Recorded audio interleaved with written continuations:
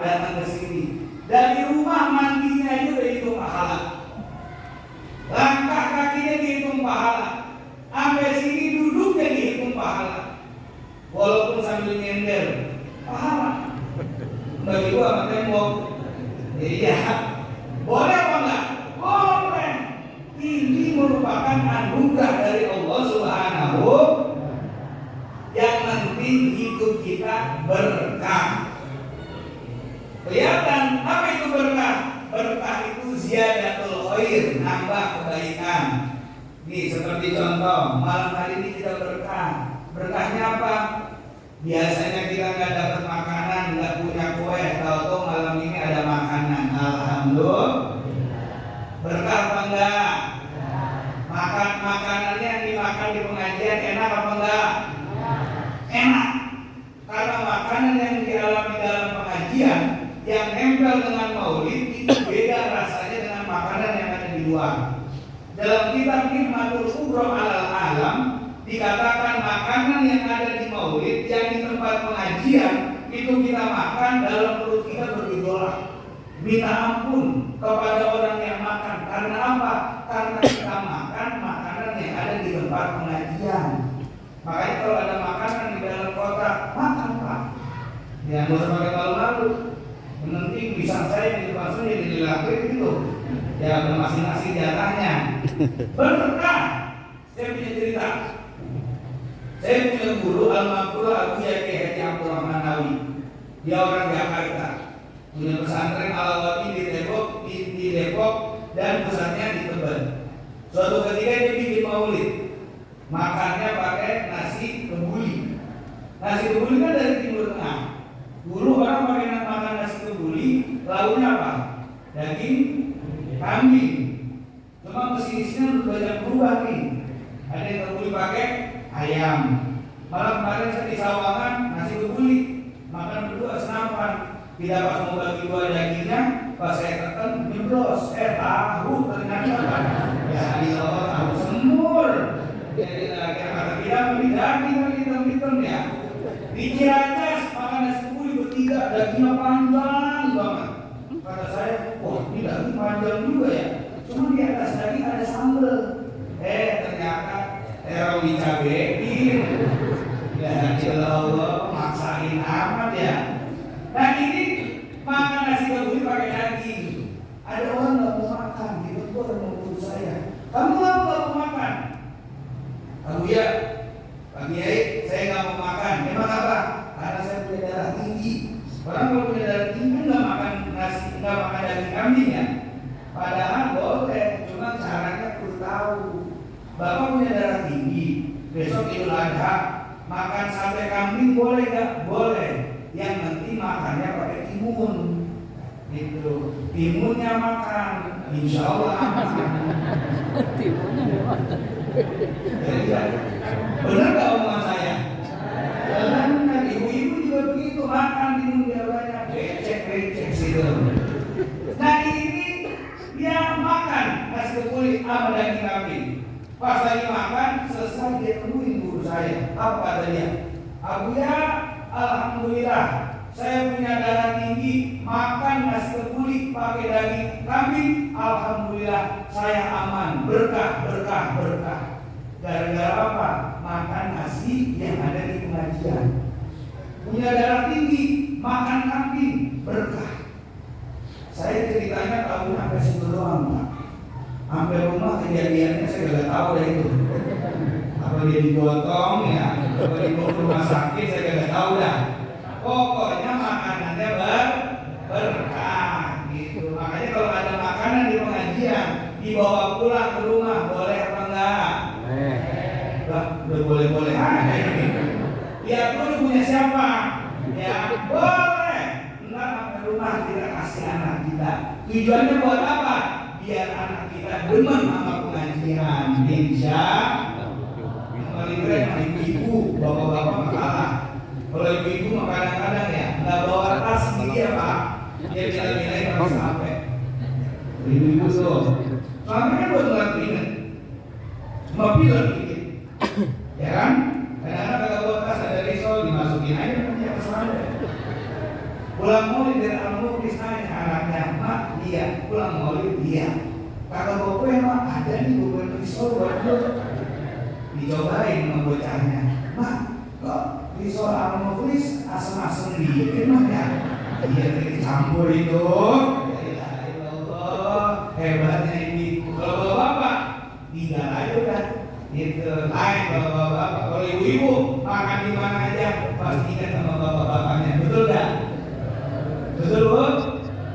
Iya boleh masukin ke tas, cuma jangan sampai lupa. Kadang-kadang lupa dikeluarin, akhirnya semut mulu itu tas.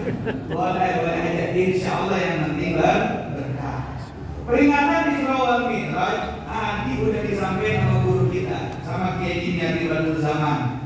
Beliau adalah ketua umum MUI Kota Depok.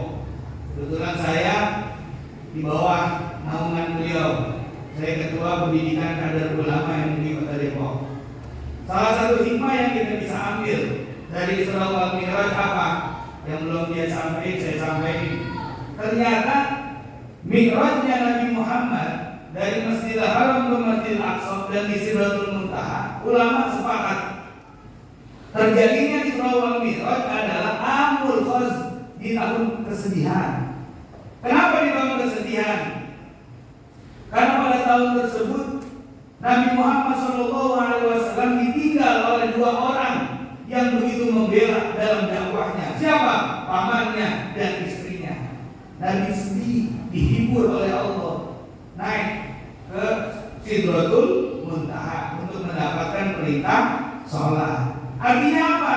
Rasul diuji sama Allah, diambil orang yang dia cintai, tapi Rasul tetap ikhlas. Rasul nggak protes, Rasul nggak mengeluh, Rasul sabar, diangkat derajatnya oleh Allah Subhanahu wa Ta'ala. Kita juga sama.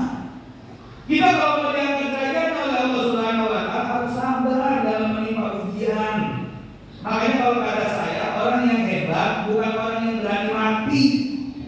Orang yang hebat adalah orang yang berani hidup. Lah kalau mati nanti mah enak.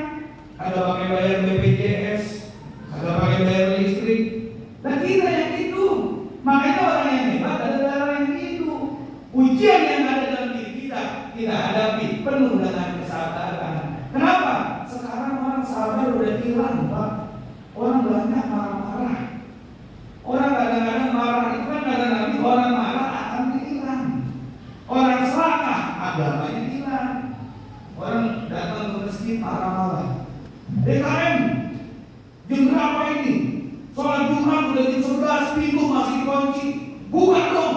Marah-marah. Datang ketua DKM. Ada apa Pak Haji? Masjid buka dong. Masjid dikunci mau sholat Jumat. Saya mau masuk nggak bisa.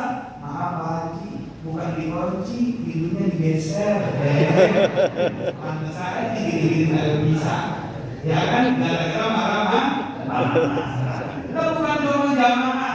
Kemarin kita 3 tahun yang lalu diuji oleh Allah Subhanahu wa Ta'ala. COVID-19. Ya kan? Kerja nggak boleh, kumpul nggak boleh. Bukan bapak ibu doang yang diuji, ustaz juga sama. Dan saya ngajar nggak boleh, ceramah dibatal-batalin. Untung ada yang meninggal dunia. Kata-kata kita lumayan ini dah. Innalillahi wa inna ilaihi raji'un. Pas kita samperin kata RT COVID Pak Ustaz, ya ilah. Hampir-hampir kita jadi ini malam-malam itu ya.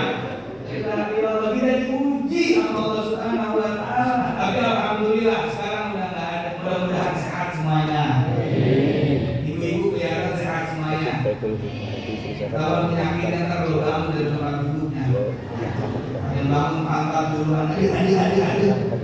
Yang bangun pegangan dulu. Kenapa? Kaki lebih nggak kompak. Semua akan diuji sama Allah. Kata Nabi, malam yang lebih kodoki walam yasmin al-balaki walam yasmin al-nabi bagian turaukan siwa.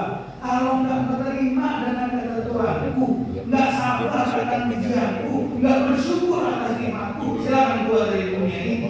Cari Tuhan selain aku, kata Allah Subhanahu wa Ta'ala. Siapa yang nggak punya ujian?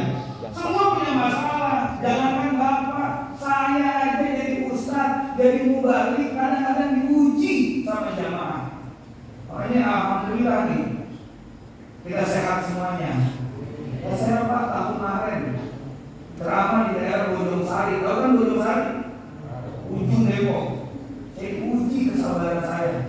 Ditelepon sama panitia, Ustaz berangkat di berapa?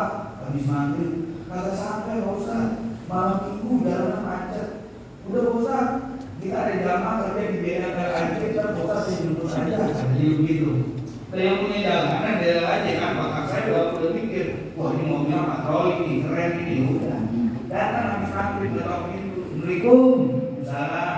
Dari mana Pak? Dari Bojong Sari Pak Ustaz, mau jemput. Oh iya udah, baik. Ya rapi-rapi, selesai rapi-rapi, saya keluar rumah. Pak, teman saya nih yang bawa mobil, dia bawa mobil saya jemput dia jemput.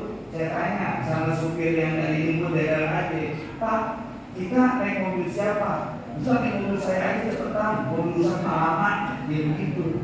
Keluar dari rumah Pak ke jalanan. Ya Allah istighfar saya Pak. Astagfirullahaladzim.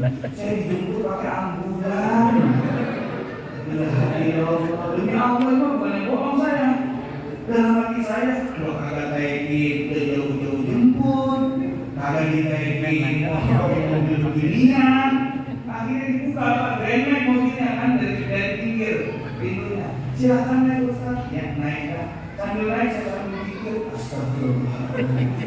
Astagfirullahaladzim, salah apa? Boleh mobil beginian. Sambil ngomong akhirnya di Margonda saya nanya ke supir, biar hati saya plong, saya tanya, Bang, ya, saya kenapa dijemput pakai mobil beginian? Memang gak ada mobil yang lain. Kalau begitu pakai mobil saya aja, namanya pakai mobil abang. Saya hubungin pelan-pelan, ngomongnya takutnya sakit hati. Apa kata dia? Gini Pak Ustaz, Margonda macet, jalan raya Sawangan malam minggu macet Pak Ustaz. Terus ntar kalau macet kita punya solusi. Oh gitu Pak? Iya. Depan pondok pesantren Al-Wabil, pertigaan tanah baru di situ start Pak mobil. Sebelum rumah sakit Bang Yuda. Apa kata dia? Ustaz, izinnya saya lawan arah. Oh iya silakan. Lawan arah, sirene dinyalain dulu dia. Ya kan? Lawan arah orang minggir semua Pak. Motor bagi keluar dari baki udah depan dua belakang dua, tapi dia minggir. Dalam hati saya, jadi cepet juga ya kan, gitu ya kan, bagus juga ini cepet ya kan, terus gampang dilawan, alhamdulillah lewat, baru minggu lewat, mulai hati saya deg-degan, pas sampai pertigaan Pasar Pemiri sebelum RSUD. Kenapa deg-degan? Motor duluan, diduga dari satu mobil. Kata dia apa? Ayo masuk. Saya bilang, Bang, kita disuruh masuk ini Bang. Wah Bang, ini kita masuk ini. Kata dia apa? Tenang Pak Ustaz, urusan saya. Jadi kenapa masuk rumah sakit tidak ada? Tenang Pak Ustaz, urusan saya. Dia buka jendela, tangannya begini. Lurus. Itu motor sempat bingung. Lurus, rumah sakit mana lurus ya? Gitu ya kan, dalam hati saya. Lurus. Sampai lurus masih dianterin Pak. Pertigaan Bojong Sari, saya belok kiri mau ke arah Kampung Curug, dia nganterin lagi. Saya bilang sama supir, Bang, itu masih nganterin kita, biarin aja Pak Ustaz. Nanti kalau dia nanya, ya ntar urusan saya.